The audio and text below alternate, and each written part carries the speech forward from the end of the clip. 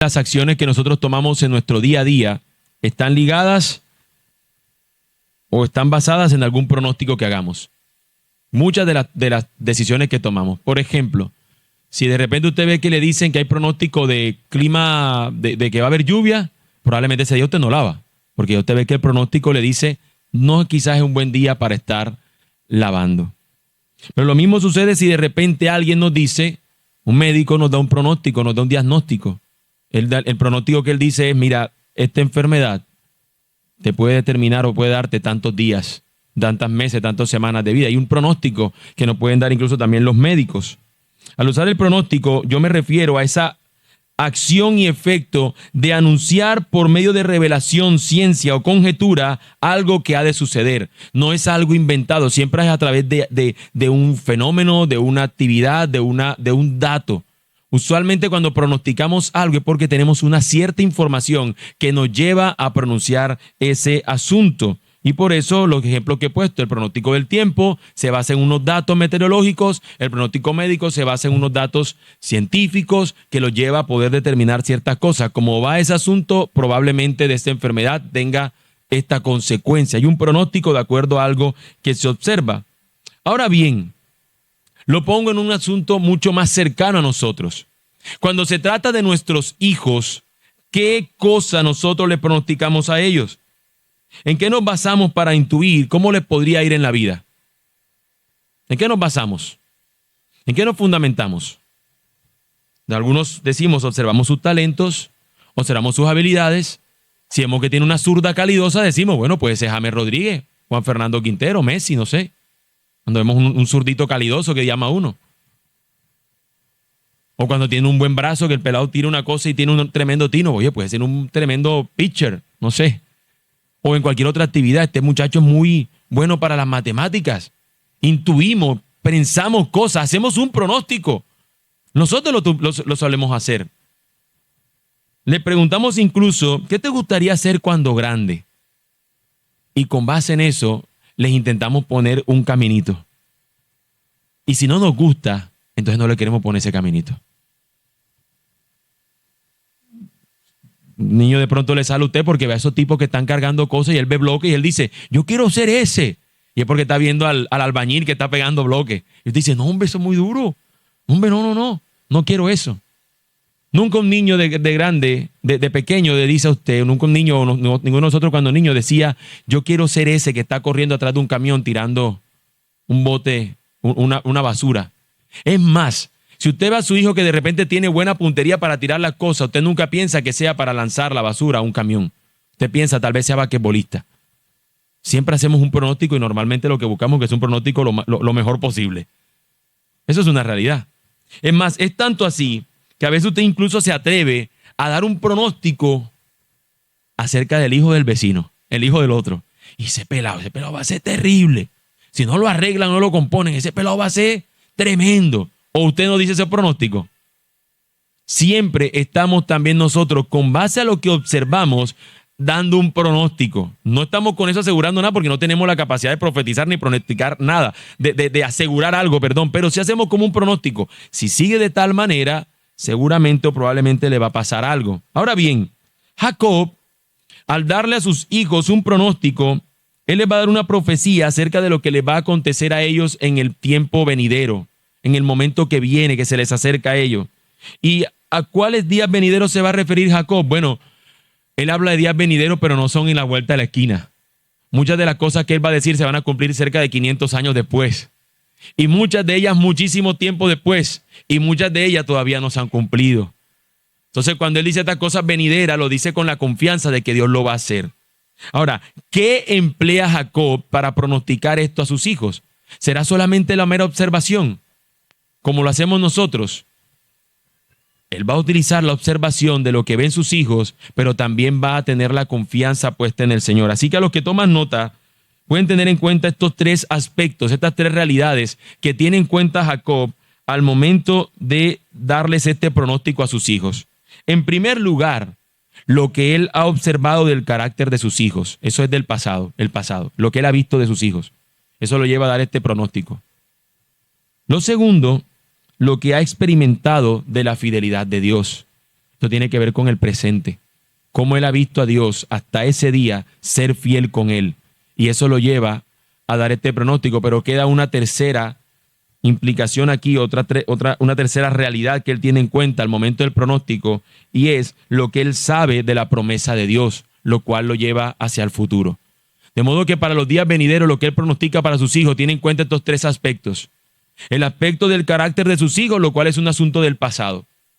Tiene en cuenta el aspecto de la fidelidad de Dios hasta el presente, hasta ese momento presente. Y en tercer lugar, sabe de la promesa que Dios le ha hecho a él, a sus antepasados, y que también le ha dado para sus hijos. Y esto lo lleva a él a dar esta declaración. Con estos tres elementos en mente, vamos a acercarnos ahora a nuestro texto. Teniendo estos tres aspectos que tiene en cuenta Jacob, vamos a leer nuestro texto para que podamos verlo como así lo presenta o lo describe Jacob aquí.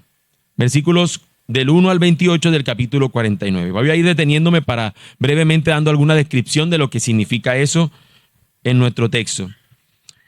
Entonces Jacob llamó a sus hijos y le dijo: reúnanse para que les haga saber lo que les ha de acontecer en los días venideros. Esto es lo que va a decirles él. Este es el pronóstico para los días que se acercan, los días que vienen. Esto es lo que va a suceder. Vengan que se los voy a contar. Júntense y oigan, hijos de Jacob, y escuchen a Israel su padre. Y empieza.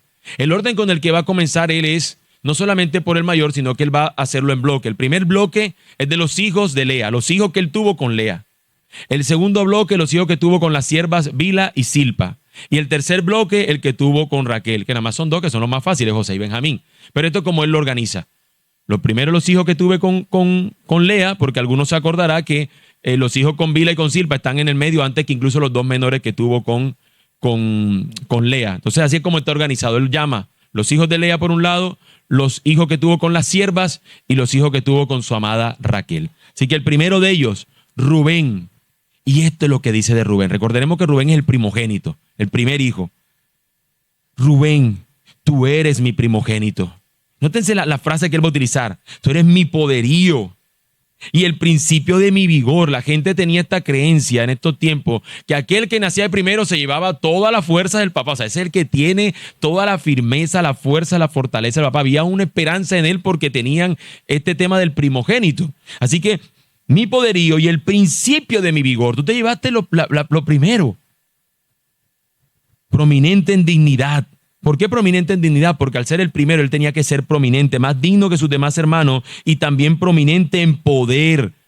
Pero ¿qué pasó? Que fuiste incontrolable como el agua. ¿Se acuerdan que él no se controló? ¿Con qué no se controló? Vio a la mujer, a una de las siervas, mujeres de su papá, y se metió y usurpó el lugar de su papá, como si él fuera el marido de esas mujeres. Y por esta razón perdió el derecho a la primogenitura. Incontrolable como el agua, no tendrás preeminencia, porque subiste a la cama de tu padre y la profanaste y él subió a mi lecho. Por haber hecho esto has bajado de tu lugar que tenías, ya lo tenías y de allí caíste. Ahora, si nos trasladamos de que esta promesa tiene que ver mucho con la tierra prometida que Dios le va a dar y que cada una de estas declaraciones que va a tener él se cumple en gran parte en la tierra que el Señor le va a dar a cada una de estas tribus. Recuerden, de cada uno de estos hijos, Dios va a ser una tribu, es decir, cada uno va a ser un pueblo en sí mismo, una nación con 12 tribus, ¿sí? Como decir 12 departamentos o algo por el estilo para que se entienda. Cada uno tiene una región, un punto geográfico. Bueno, de acuerdo a esto y al lugar de preeminencia, también estaba aquí diciéndolo Jacob. Rubén se perdería en el tiempo, no sería una tribu muy importante, no alcanzaría un nivel como se esperaría que alcanzara por ser primogénito, y aquí está asegurándolo, diciéndolo en parte también por su pasado. Simeón y Leví, los hermanos que siguen, son hermanos, sus armas instrumentos de violencia. En su consejo no entre mi alma, a su asamblea no se una mi gloria, porque en su ira mataron hombres y en su terquedad mutilaron bueyes. Maldita su ira porque es feroz y su furor porque es cruel. Los dividiré en Jacob y los dispersaré en Israel. De manera particular, así terminó pasando. Una tribu no terminó quedando con tierra, que fue la de Leví, y la de Simeón terminó uniéndose con otra posteriormente en el tiempo y se quedó prácticamente sin nada. el papá está diciendo un pronóstico, pero también está fundamentado en lo que ha visto en ellos. ¿Qué hicieron Simeón y Leví? Cuando ya vieron a estos hombres indefensos, vinieron y los mataron. ¿Se acuerdan de eso? Y aquí le está diciendo, que yo no caiga en la asamblea de ellos, que yo no esté en boca de ellos, es lo que está diciendo su papá. Oye, qué terrible caer en la boca de estos tipos, como lo tengan ellos, alguien en contra, son terribles. Y esto les termina sucediendo. Ahora, menciona en el versículo 8 al siguiente hijo, a Judá. A ti, Judá, te alabarán tus hermanos. Tu mano estará en el cuello de tus enemigos. Se inclinarán a ti los hijos de tu padre. Cachorro de león es Judá. De la presa, hijo mío, has subido. Se agazapa, se echa como león o como leona. ¿Quién lo despertará? El cetro no se apartará de Judá, ni la vara de gobernante de entre sus pies, hasta que venga Silo. Y a él se ha dada la obediencia de los pueblos, y él ata a la vid su pollino, y a la mejor cepa el hilo de su asna.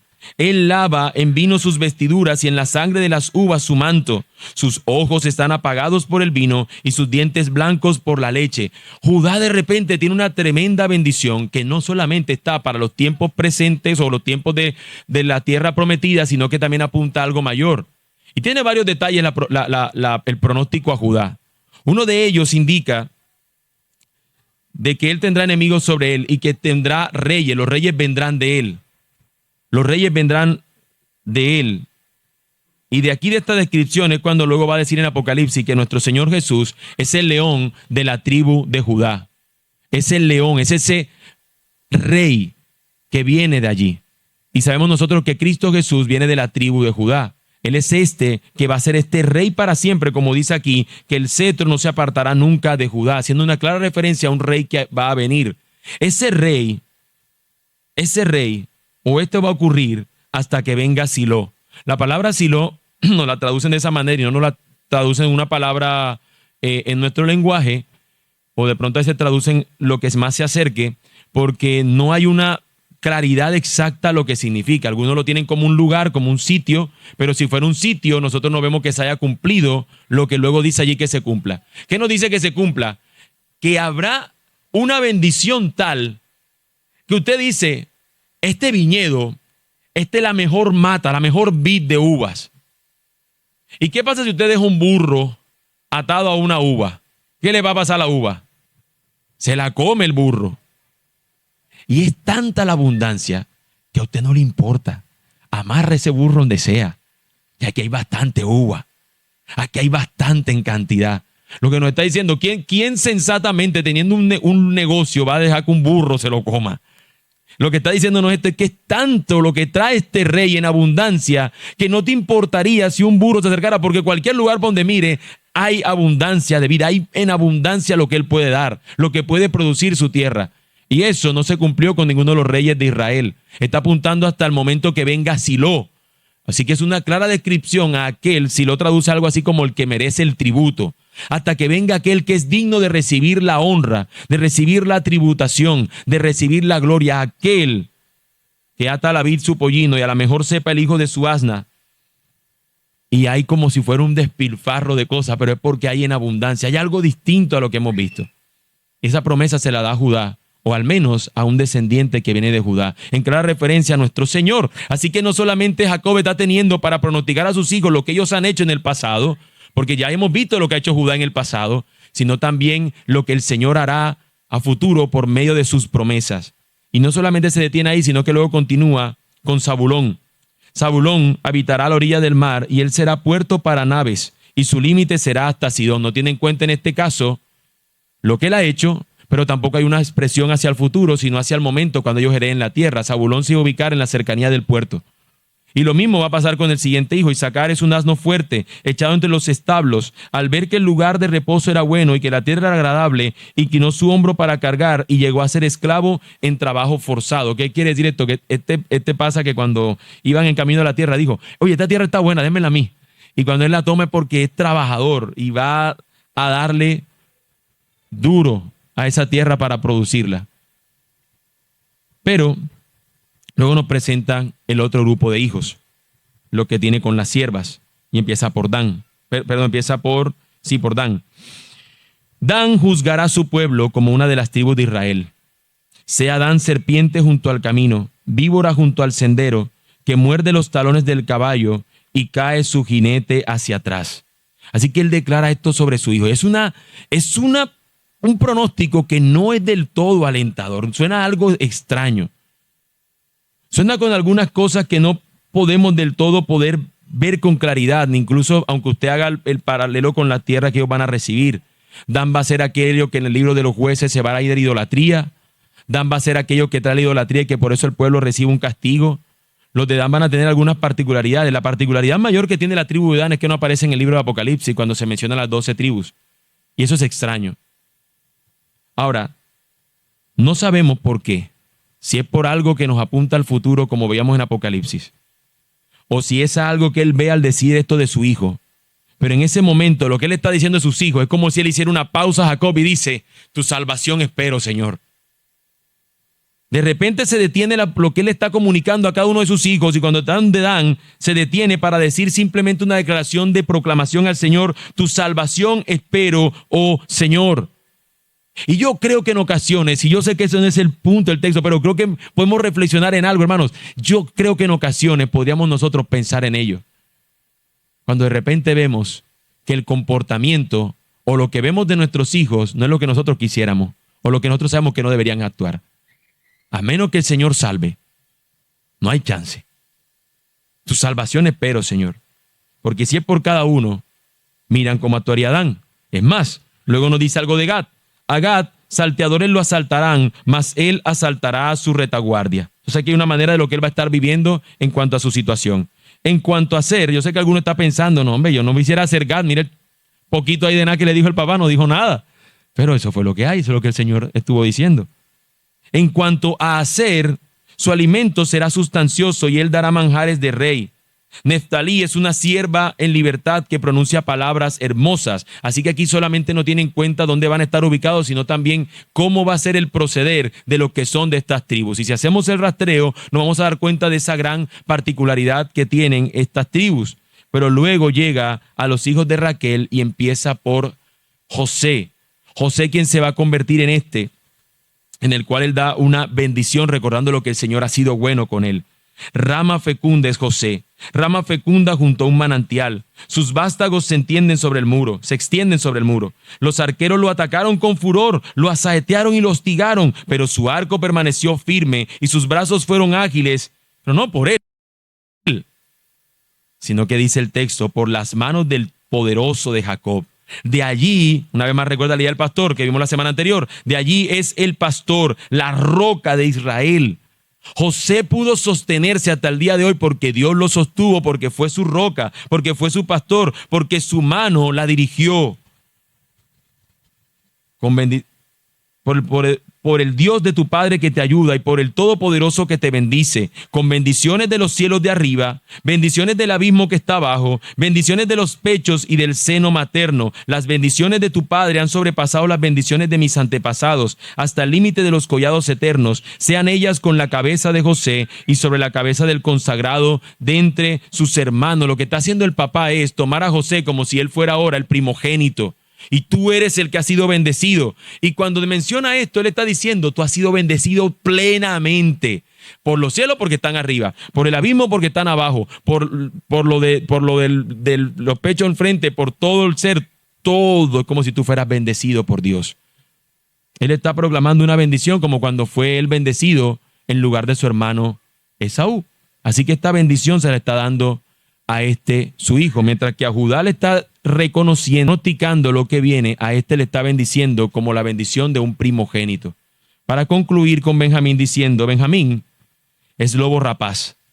De mañana devora la presa y a la tarde reparte los despojos. Si alguno se acuerda de Benjamín, el menorcito, esa gente fue candela. Esa gente era tremenda.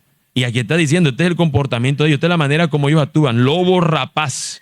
De mañana devora la presa y a la tarde reparte los despojos. Nuestro texto del día de hoy termina concluyendo. Todas estas son las 12 tribus de Israel. Y esto es lo que les dijo su padre cuando los bendijo. A cada uno lo bendijo con la bendición que le correspondía. Él no se puso a detener simplemente de ardidez. Como me hicieron esto, ahora van a pagar esto. No. Es un hombre que observa tanto lo que son sus hijos como también lo que Dios le está guiando para que diga acerca de ellos. Y también con la esperanza en la promesa que el Señor les ha dado. Así que de esa manera él termina actuando y termina declarando estas verdades, este pronóstico acerca de ellos. Como he demostrado, mis hermanos, Jacob no hace un pronóstico basado en la mera observación del comportamiento de sus hijos, sino que ve al Dios fiel que ha cumplido sus promesas hasta ese día y que lo hará hasta el final. El pueblo que escuchaba esta historia es Israel en el desierto. No ha recibido la tierra prometida. Está en el desierto y de repente saben que del otro lado del Jordán van a recibir esa tierra. Y aquí les están dando algunas instrucciones. Y aquí les están diciendo de cómo se van a comportar cada uno. Pero el Señor va a proceder conforme a su propósito.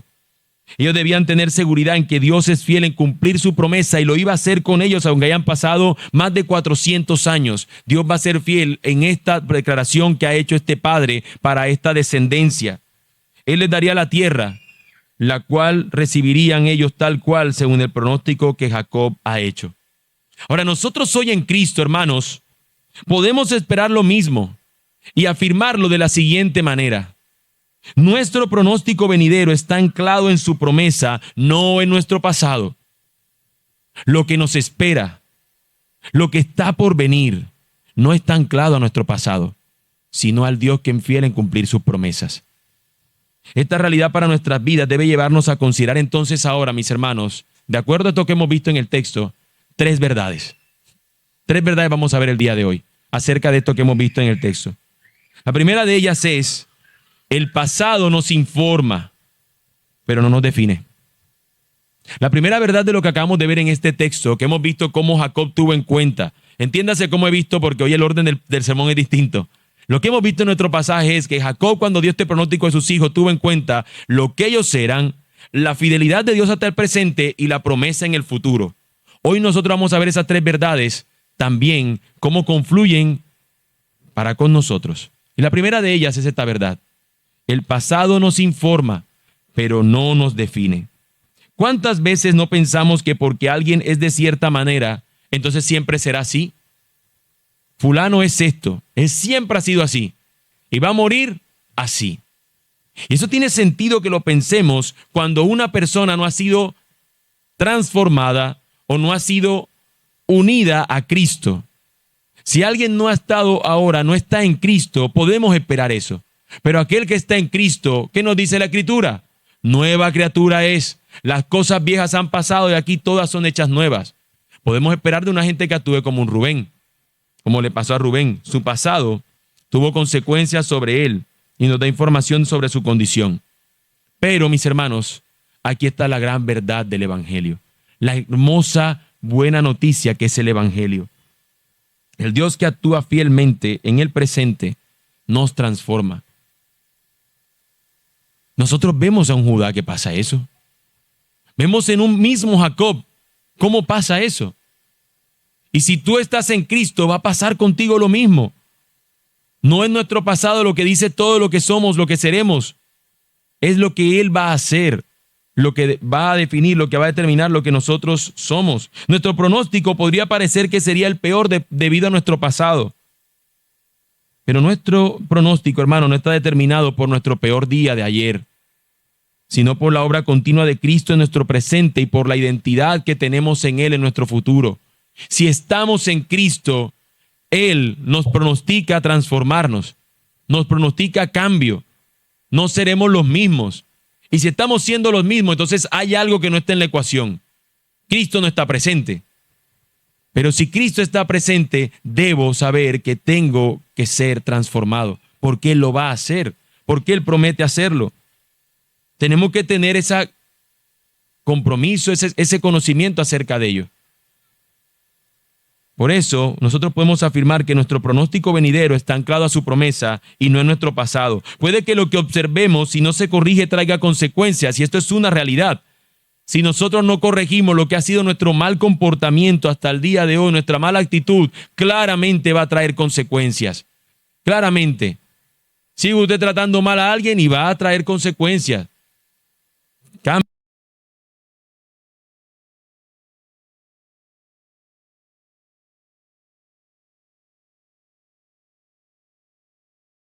cambie y traerá la otra consecuencia. Eso es una realidad. Pero si nos arrepentimos y volvemos a Él, entonces el pasado es parte de nuestro testimonio del Dios que ha pastoreado nuestra vida hasta el día de hoy. Jacob podría decir, yo fui Jacob, ahora soy Israel. Él fue Jacob y ahora es Israel. ¿Quiénes hemos sido nosotros? ¿Qué ha ocurrido en nuestro pasado y que el Señor ha estado transformando?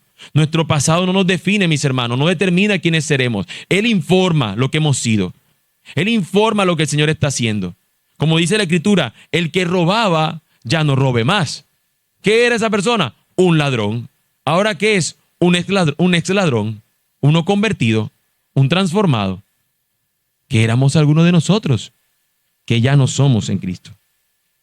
Lo cual esto debe llevarnos a preguntarnos lo siguiente. ¿Es Cristo tu pastor? ¿Es Cristo tu pastor? Porque yo estoy diciendo esto de que el pasado no nos define o no nos determina a aquellos que han rendido su vida al Señor, porque precisamente las cosas viejas han pasado y todas son hechas nuevas.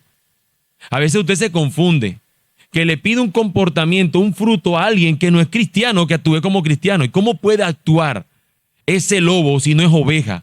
¿Cómo va a actuar como oveja si es un lobo? O si es una oveja que está descarriando, anda actuando descarriado. No podemos pretender que alguien que no ha sido o no está en Cristo viva como uno que es de Cristo. La Escritura nos dice, de modo que si alguno está en Cristo, ellos estaban en este pacto que el Señor había hecho y por esa razón iban a recibir, aunque no sería el mismo pronóstico para todos, iban a recibir una bendición para el futuro de sus familias. El pasado, hermanos, nos da información acerca de lo que ha sucedido, pero no determina nuestro futuro. Esa es la primera gran verdad. El pasado no determina nuestro futuro, solamente nos informa. En segundo lugar, la fidelidad de Dios en el presente nos sostiene. Primero hemos visto el pasado, ahora vamos a ver el presente. La fidelidad de Dios en el presente nos sostiene. Todo lo que tú y yo respiramos cada día es su misericordia. Esta se renueva cada mañana. El Señor no deja de darnos de su misericordia. Dios es fiel en renovarla cada mañana para nosotros. Ese Dios fiel, quien sigue siendo fiel en sostenernos hasta hoy, lo hará hasta el día final. Por tanto, el pronóstico para nuestros días venideros no es algo que nosotros enfrentamos solos. No nos enfrentaremos a lo que sea que nos venga solos, porque el Dios que ha sido fiel hasta hoy lo seguirá siendo hasta el final. Él está con nosotros. Como Jacob, nuestra confianza debe anclarse en aquel que es el pastor que nos ha pastoreado hasta este día. Y deberíamos nosotros creerlo. Por eso Él proclama o pronostica lo que dice de sus hijos, porque Dios ha sido fiel hasta ese día con Él. La bendición que Él hace sobre sus hijos se fundamenta en que Dios ha sido bueno y lo ha sido en gran manera. Incluso más que como lo fue con sus padres, lo cual lo lleva a esperar esa misma realidad para su descendencia. Por eso, cuando Él bendice a José, no habla acerca de José. Oh, José, tú lo recibiste porque tú tienes el poder. Él dice, no, la fuerza vino de aquel que es la roca, de aquel que es el pastor, de aquel que sostiene mi diestra. La fuerza para poder ser sostenido hasta ese día José la requirió de parte de nuestro Dios. Así que nuestro pronóstico venidero está anclado en su promesa que nos sostiene hoy y no en nuestro pasado, no en lo que éramos antes de Cristo.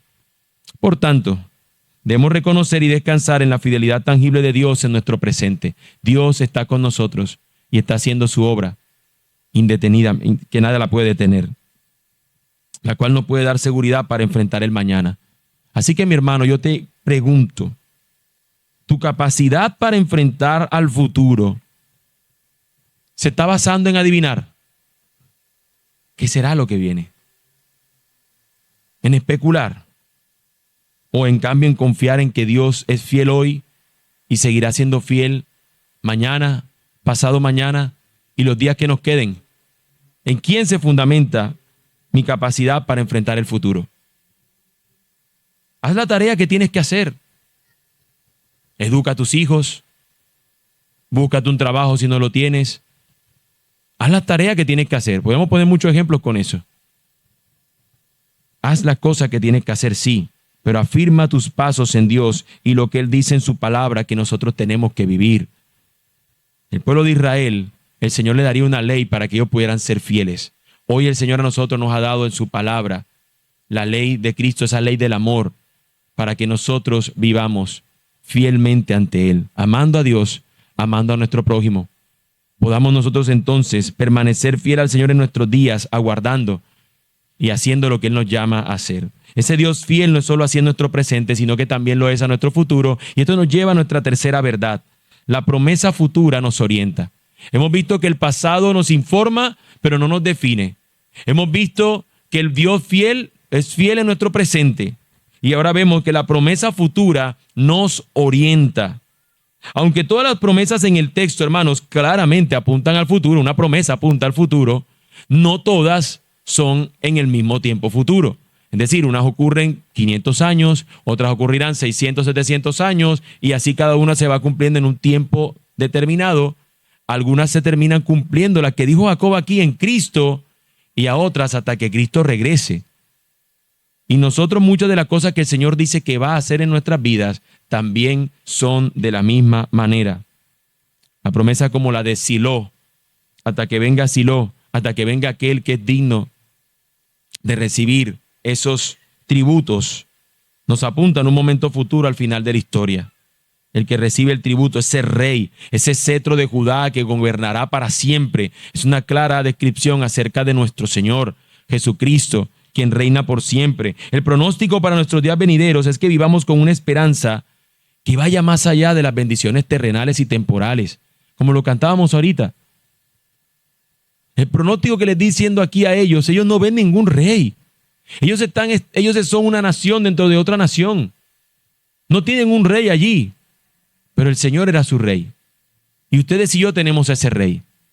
Deberíamos vivir nuestras vidas teniendo en cuenta a ese rey. Vivir orientados hacia el rey venidero, sabiendo que en Él se cumplen todas las promesas. La Escritura nos dice que todas las promesas son en Jesús, sí y amén. Es en Él que se termina cumpliendo todas las cosas. Por tanto, en Él debería estar anclada nuestras vidas. Es en Él en quien debemos centrar nuestras vidas. Nuestro pronóstico venidero, mis hermanos, está anclado en su promesa, en Cristo y no en nuestro pasado. Nuestro pronóstico final no lo define nuestro carácter pasado, ni nuestras circunstancias presentes. Si fuera por ello, miserable sería de nosotros, si todavía su obra no se ha completado en nuestras vidas. Sino que es la promesa futura de Dios, anclada en la persona de Jesucristo, la que garantiza nuestro tiempo final, nuestro pronóstico final. Ese es el verdadero pronóstico para nuestros días venideros. Y entonces aquí podríamos preguntarnos esto.